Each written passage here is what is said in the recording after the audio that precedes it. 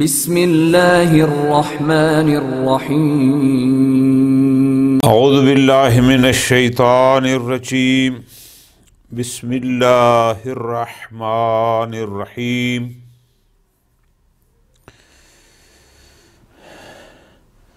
فانقدح بما ذکرنا انہ لا یلزم الالتزام بعدم کون الحکم الواقعی فی مورد الاصول والامارات فعلیہ۔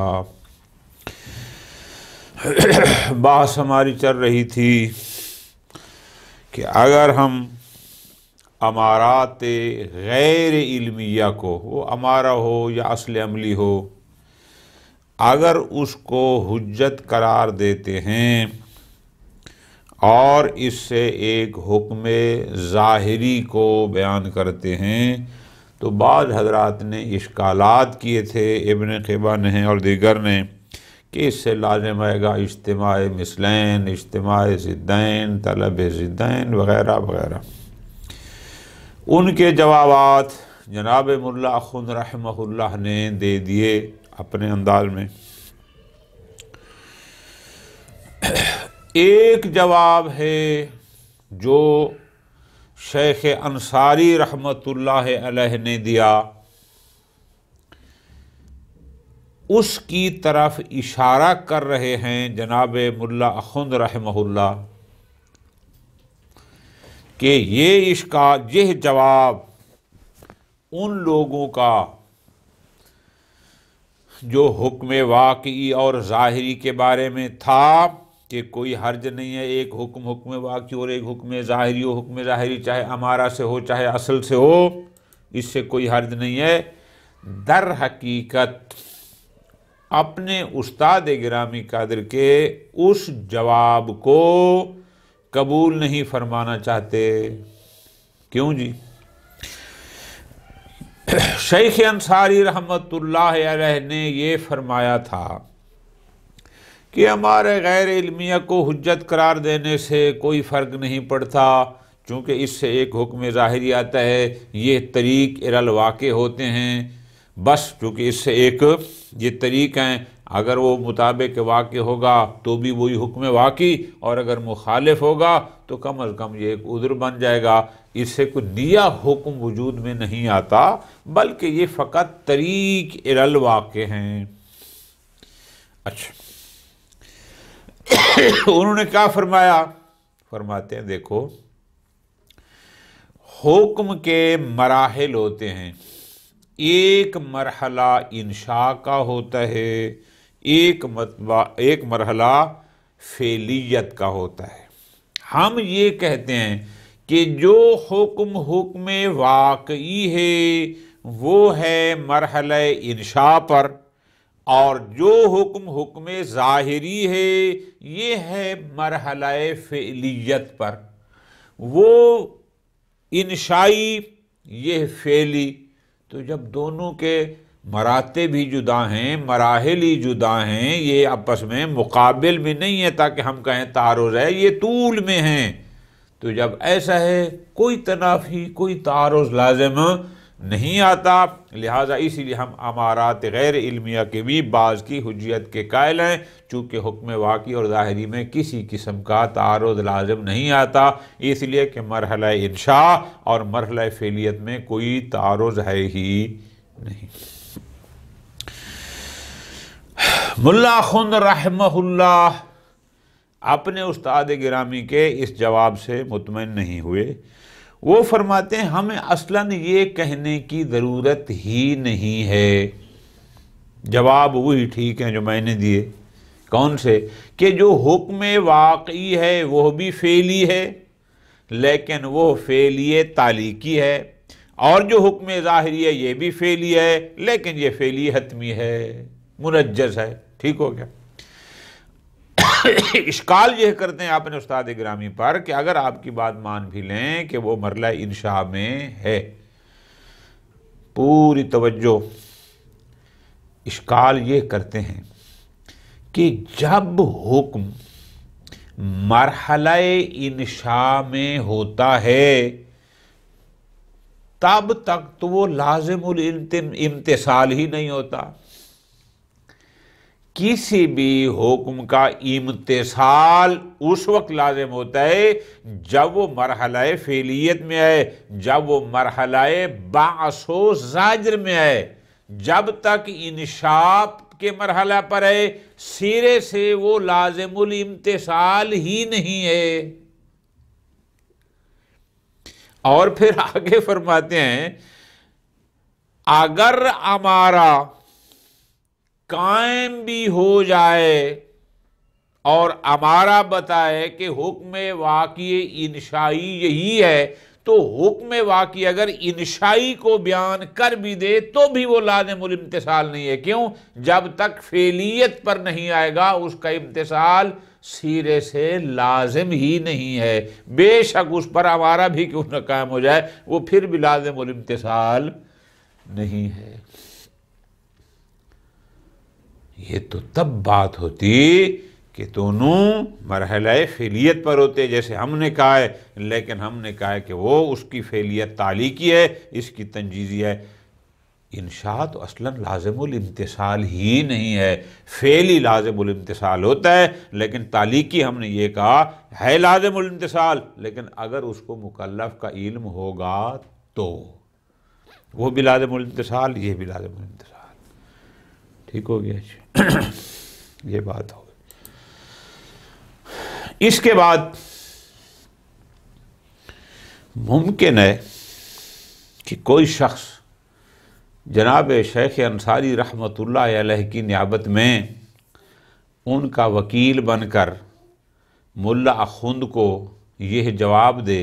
وہ جواب کیا ہو کہ جناب استاد آغا شیخ انصاری رحمۃ اللہ علیہ نے جو فرمایا کہ حکم واقعی انشائی ہوتا ہے، ان کی مراد یہ ہے کہ جب تک ہمارا قائم نہ ہو تب تک وہ انشائی ہوتا ہے، لیکن جب ہمارا قائم ہو جائے گی وہ مرحلہ فعلیت میں آ جائے گا اس قیام ہمارا سے۔ ان کی مراد یہ ہے کہ جب تک ہمارا نہیں تھے تب تک وہ مرحلہ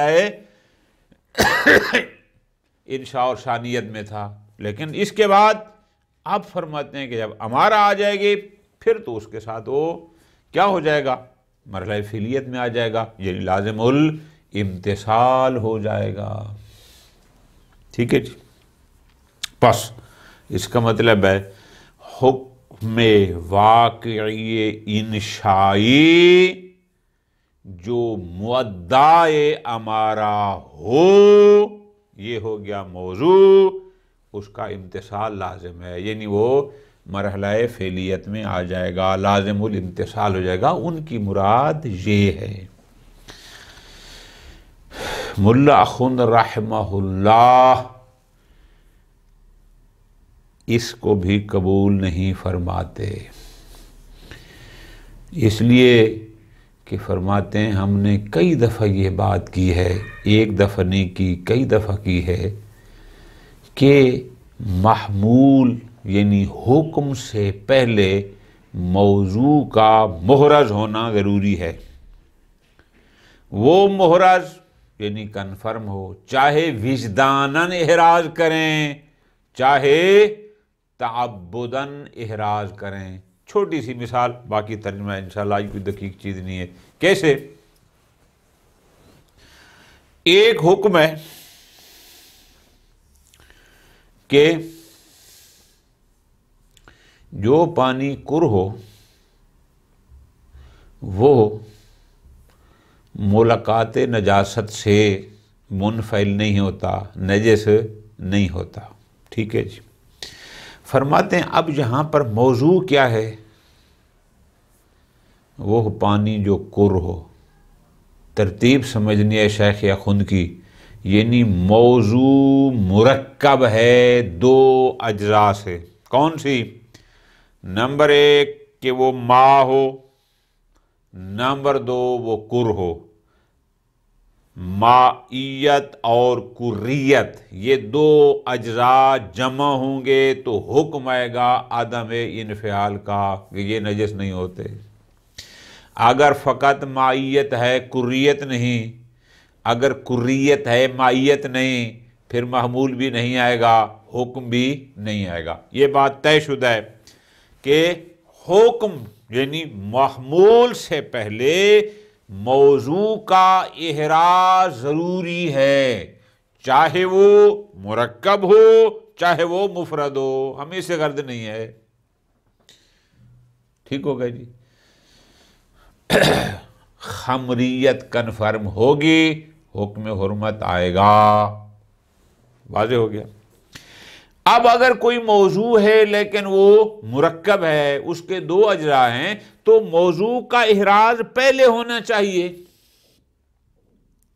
موضوع محرز ہوگا تو آ کر اس پر محمول اور حکم اس پر حمل کریں گے۔ ٹھیک، اب آپ کیا کہنا چاہتے ہیں جناب شیخ اعظم رحمت اللہ علیہ کی نیابت میں کہ جناب ان کی مراد یہ ہے، توجہ، کہ حکم واقعی انشائی یہ ہو گیا ایک جز، المعدہ للامارہ جو معدہ امارہ ہو یہ ہو گئی دوسری جز۔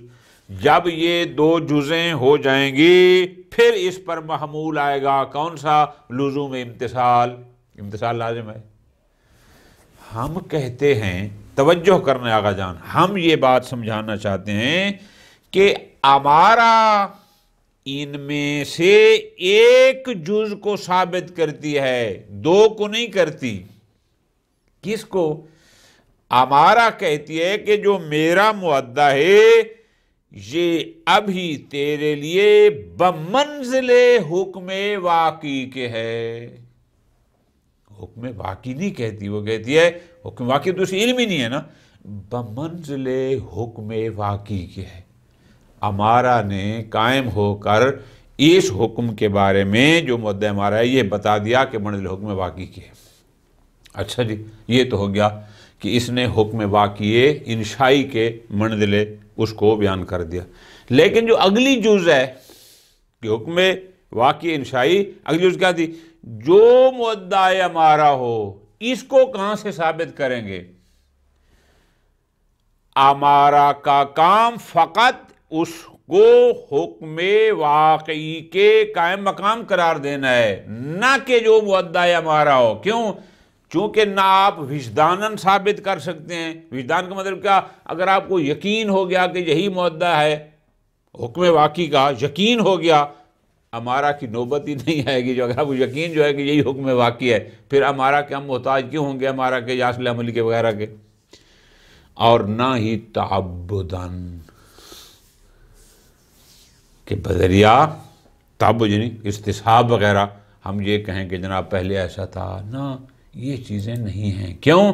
اس لیے بار بار غور کرنا ہے، اول تو دلیل نے حکم کو بیان کرنا ہوتا ہے، موضوع کو ثابت نہیں کرنا ہوتا۔ صدق العادلہ، لطف لینا ہے، عادل کی تصدیق۔ اس دلیل نے کہا ہے کہ جس کا عادل ہونا تمہیں معلوم ہے اس کی تصدیق کرو۔ اس نے کسی کو عادل بنانا نہیں ہے، اس کا کام یہ نہیں ہے۔ بات سمجھ آ گئی؟ اس کا کام یہ نہیں۔ استصحاب کرو طہارت کا، کیا مطلب؟ یعنی جس کی طہارت پہلے سے کنفرم تھی اس کا آپ استصحاب کریں گے۔ استصحاب نے جا کر موضوع کو وجود نہیں دینا۔ اب بات سمجھ آ گئی؟ امارہ کا کام موضوع کو درست کرنا نہیں ہوتا، ورنہ تو اس کو ہم اصل مثبت کہتے ہیں۔ بس امارہ قائم ہو گئی کہ جمعہ واجب ہے، گویا اس نے اتنا کہا کہ اس مدعا امارہ کو بمنزل حکم واقعی کے لے لو اور اس پر عمل کر دو۔ ٹھیک ہو گیا جی؟ بس لہذا جو آپ کہہ رہے ہیں کہ نہیں حکم واقعی انشائی المعدار الامارہ، ساتھ دوسری قید بھی لگا رہے ہیں کہ یہ دو جب مل جائیں گے پھر حکم آئے گا لزوم امتثال کا، نہ یہ جہاں سے ثابت نہیں ہوتا۔ اس میں تھوڑی مزید بات ہے، آگے گزارش کرتا ہوں۔ فَانْقَدَحَا بِمَا ذَكَرْنَا، جو ہم نے بات کی تھی، کون سی؟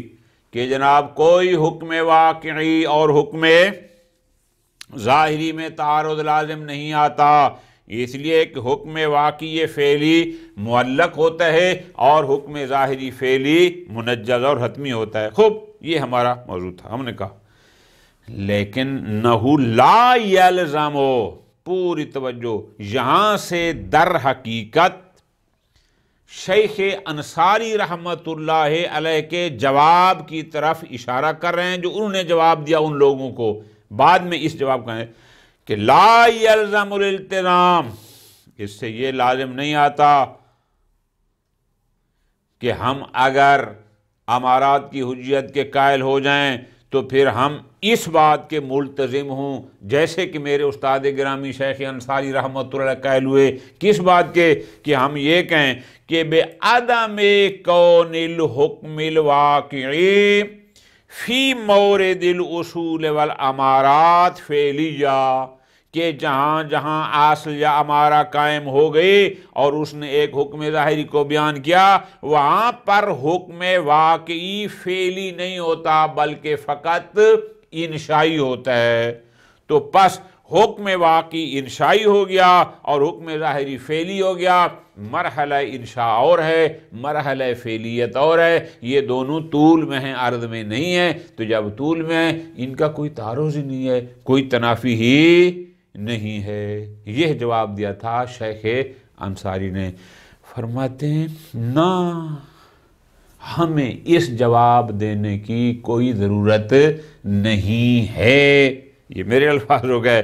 اور آپ یوں کہیں کہ شیخ اخوند رحمہ اللہ اپنے استاد گرامی پر کہہ رہے ہیں کہ یہ جواب شاید میرے حساب سے مناسب نہیں ہے۔ کیوں؟ چونکہ اس پر اشکال لازم آتا ہے۔ اشکال لازم کیا آتا ہے؟ پوری توجہ، وہ یہ ہے کہ یشکل تارتن بعدم لزوم الاتیان حینئذ بما قامت الامارۃ علی وجوبہ۔ جناب اگر حکم واقعی مرحلہ انشاء میں ہے تو جب تک حکم مرحلہ انشاء میں ہو اس کو بجا لانا، اس کا امتثال کرنا لازم ہی نہیں ہوتا۔ بما قامت الامارۃ علی وجوبہ، کہ جس کے وجوب پر امارہ قائم ہوئی ہے۔ اس لیے اگر امارہ قائم بھی ہو جائے، پوری توجہ، اگرچہ ہمارا قائم بھی ہو جائے کہ وہ حکم واقعی انشائی ہے، پھر بھی امتثال واجب نہیں ہوتا، چونکہ امتثال واجب ہوتا ہے مرحلہ بعث و زاجر میں، مرحلہ فعلیت میں۔ انشاء میں تو امتثال لازم ہی نہیں ہوتا۔ کیوں؟ اس لیے کہ آگے بتا رہے ہیں ضرورت عدم لزوم امتثال الاحکام الانشائیہ، اس لیے کہ احکام انشائیہ کا امتثال سرے سے واجب ہی نہیں ہوتا ما لم تصر فعلیتاً، جب تک کہ وہ مرحلہ انشاء سے مرحلہ فعلیت، مرحلہ بعث و زاجر میں داخل نہ ہوں، سرے سے وہ امتثال ہی لازم نہیں ہے۔ وَلَمْ تَبْلُغْ مَرْتَبَةَ الْبَعْثِ بَعْدَ الزَّاجِرِ۔ ٹھیک۔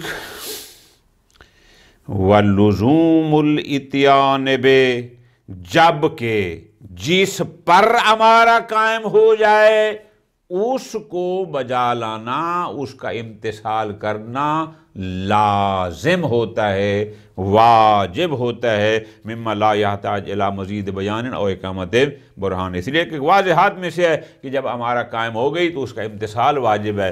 امارہ قائم ہو جائے امتثال واجب ہے، اور اگر حکم واقعی مرحلہ انشاء پر ہو، اس پر امارہ ہو بھی صحیح تو بھی وہ لازم الامتثال نہیں ہوتا۔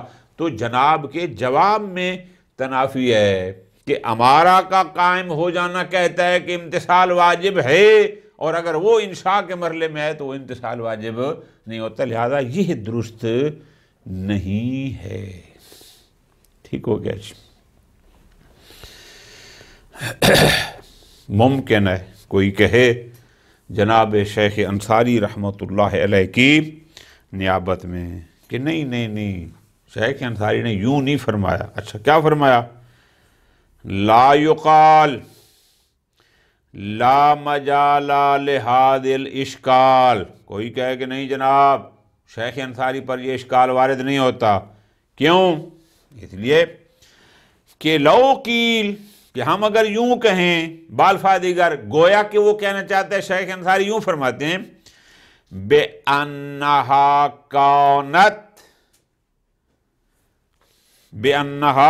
كَانَتْ قبل اداء الامارت الیہا انشائیہ، کہ وہ احکام واقعی انشائی تب تک انشائی تھے جب تک امارہ اس پر قائم نہیں ہوئی تھی۔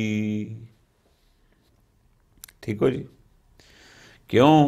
لِأَنَّهَا بِذَالِكَ، چونکہ اب جب امارہ اس پر قائم ہو جائے گی تَصِيرُ فِعْلِيَّةً، تو وہ احکام واقعیہ انشائیہ فعلیہ بن جائیں گے، تبلغ تلک المرتبہ، اور وہ مرتبہ باس و زاجر پر پہنچ جائیں گے۔ ٹھیک ہے جی؟ بس اس کا مطلب یہ ہوا کہ یہ حضرات کہتے ہیں کہ جناب لازم الاتصال، امتثال ہونے کے لیے امتثال لازم ہے، واجب ہے، کس کا؟ اس کا موضوع ہیں دو چیزیں ہیں، نمبر ایک حکم واقعی انشائی، اور ساتھ دوسرا یہ ہے کہ اس پر امارہ قائم ہو۔ صرف حکم انشائی واقعی انشائی کی بات نہیں ہو رہی، واقعی انشائی، اور ساتھ دوسری جز اس کی یہ ہے کہ اس پر امارہ بھی قائم ہو۔ بس جب امارہ قائم ہو گئی وہ مرحلہ فعلیت پر آ جائیں گے تو اس کے بعد مسئلہ حل ہو جائے گا۔ ٹھیک ہے جی؟ لہذا کوئی اشکال نہیں آتا۔ فَإِنَّهُ يُقَالُ، شیخ اخند رحمہ اللہ جواب میں کہتے ہیں کہ نہ، یہ توجیہ آپ نہ کریں، یہ جواب نہ دیں۔ کیوں؟ اس لیے لا یکاد یخرج بسبب قیام الامارۃ المعتبرۃ علی حکم انشائی لا حقیقتاً ولا تعبد، لا حقیقتاً ولا، بات کو سمجھنا ہے جو میں نے گزارش کی کہ جناب محمول کے لیے موضوع کا محرز ہونا ضروری ہے۔ پہلے موضوع محرز ہو، کنفرم ہو، یقینی ہو، پھر اس پر حکم آتا ہے۔ جیسے میں نے گزارش کی تھی کہ اگر حکم آ گیا، ہمارے نے کہا صدق العادلہ، یعنی پہلے اس کی عدالت کو آپ کنفرم کریں، محرز کریں، پھر حکم آئے گا صدق۔ صدق کا کام یہ نہیں کہ وہ اس کو عادل بھی بنائے اور پھر اس پر حکم بھی لگائے۔ ہمارا کا کام موضوع کو بنانا نہیں ہوتا، ایجاد اور انشاء موضوعات یہ ہمارا کام نہیں ہے، اس کام ہوتا ہے حکم کو بیان کرنا۔ اب پوری توجہ فرماتے ہیں، لا یقاد یخرج، آپ احراز نہیں کر سکتے بے سبب قیام الامارت، وہ امارہ جو امارہ معتبرہ ہے کہ ایک امارہ معتبرہ قائم ہو گئی ہے، اب اس کے سبب سے ہم کیا کریں؟ احراز کریں علی، جو قائم ہوگی ایک حکم انشائی پر۔ نہ آپ احراز کر سکتے ہیں حقیقتاً اور نہ کر سکتے ہیں تعبداً۔ حقیقتاً یعنی انسان خود وجود میں یقین حاصل کر لے، اور نہ ہی تعبداً۔ الا حکم انشائی، امارہ معتبرہ کا قیام، اس سے آپ احراز کرتے ہیں فقط ایک حکم انشائی کا، اور وہ بھی تعبدی۔ بات سمجھ آ گئی جی؟ امارہ ہمارے لیے ایک حکم تعبدی کا کنفرم کرتی ہے، امارہ ایک حکم تعبدی کو ہماری یقین میں آتی ہے، یہ کام ہے۔ لا حکم انشائی عدت الیہ الامارہ، نہ کہ ہمارا کام ہو کہ وہ ایک حکم انشائی ساتھ وہ حکم انشائی کہ عدت الیہ الامارہ، امارہ جس تک پہنچائے۔ اسی سطر میں تھوڑی سی آپ کو دقت کرنی پڑے گی، یعنی ایک ہے فقط حکم انشائی اور ایک ہے حکم انشائی ساتھ قید ہو کہ عدت الیہ الامارہ، کہ جس پر امارہ قائم ہو جائے، پہنچائے۔ یہاں پر امارہ فقط ایک حکم انشائی کو تعبداً احراز کر دیا ہے، حکم انشائی کے ساتھ جو قید ہے عدت الیہ الامارہ، نہ یہ کام امارہ کا نہیں ہے، ٹھیک ہے جی، نہ حقیقتاً نہ تعبداً۔ اچھا کیوں جی؟ اما حقیقتاً فواضح، حقیقتاً اعراض کیوں نہیں کرتے؟ چونکہ ہم نے خود کہا ہے کہ بھئی ہمارا ایک طریقے ظنی ہے، یقینی نہیں ہے، تو جب ہے ہی ظنی ہم کیسے کہہ سکتے ہیں کہ واقعی اور حقیقت میں اس نے اعراض کیا؟ ہاں باقی رہ گیا تعبداً، ہاں وہ صحیح ہے، تعبداً یہ ہمارے لیے ایک حکم انشائی کا احراز کرتی ہے، لیکن کیوں؟ لِأَنَّ قُصَارَى مَا هُوَ قضیت حجیت الامارہ کون مؤدہا هو الواقع، جب ہم امارہ کی حجیت کے قائل ہو جاتے ہیں، پوری توجہ عبارت میں دقت، جب ہم امارہ کی حجیت کے قائل ہو جاتے ہیں تو زیادہ سے زیادہ اس امارہ کی حجیت ہمیں اتنا بتاتی ہے کہ یہ مؤدّع امارہ، یعنی امارہ جس حکم کو بیان کر رہی ہے، بس یہی تمہارے لیے واقع ہے، حقیقتاً نہ تعبداً، یعنی تم یہ سمجھو کہ بس یہی واقع ہے۔ ایک حکم واقعی انشائی کو تعبداً ہمیں کہتی ہے کہ تمہیں کنفرم نہیں ہے، لیکن ہم حکم دیتے ہیں کہ تم یہی سمجھو کہ یہی تمہارے لیے واقعی ہے، بس اس حد تک اس امارہ کا کام ہے کہ ہمارے لیے مؤدّع کو ایک حکم واقعی انشائی کے نازل منزلہ قرار دینا، اور بس لل واقع، نہ کہ وہ موضوع جو مرکب تھا، کون سا؟ کہ حکم انشائی الذی عدت الیہ الامارہ، کہ وہ حکم واقع انشائی کے جس پر امارہ پہنچاتی ہو، نہ امارہ فقط ایک حکم واقعی کو ثابت کرتی ہے تعبداً، نہ کہ وہ حکم واقعی جس میں ساتھ قید و عدت الیہ الامارہ، یہ نہ۔ کیوں؟ اس لیے کہ اگر ایسا ہو تو پھر پہلے یہ امارہ اپنے موضوع کو وجود دے، اور پھر جب موضوع کو وجود دے پھر اس پر یہ کہے کہ اب لازم الامتثال، اس لیے کہ موضوع نہ ہو تو معمول نہیں ہوتا، تو پہلے موضوع کو زندہ کریں، بس اس کا مطلب ہے موضوع کا وجود میں آنا موقوف ہو محمول پر، اور محمول ہو نہیں سکتا جب تک پہلے وجود نہ ہو، اس وجہ سے۔ ٹھیک ہو گیا جی؟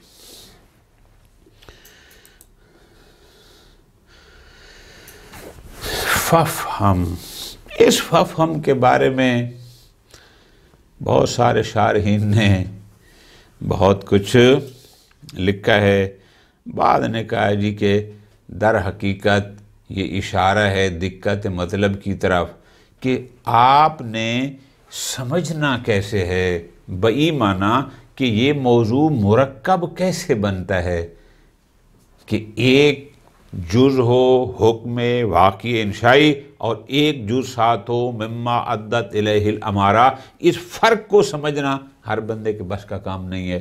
بعد نے کہا ہے کہ بس اس فہم کا شاید اشارہ اسی حد تک ہے، چونکہ اس کو اکثر حضرات سمجھ سکتے، دیگر شارحین نے اپنی اپنی اس میں بہت ساری توجیہیں کی ہیں، ہمیں ادھر جانے کی ضرورت نہیں ہے۔ انشاءاللہ باقی ماندہ اگلے درس میں۔ وصلی اللہ علی محمد و آل محمد۔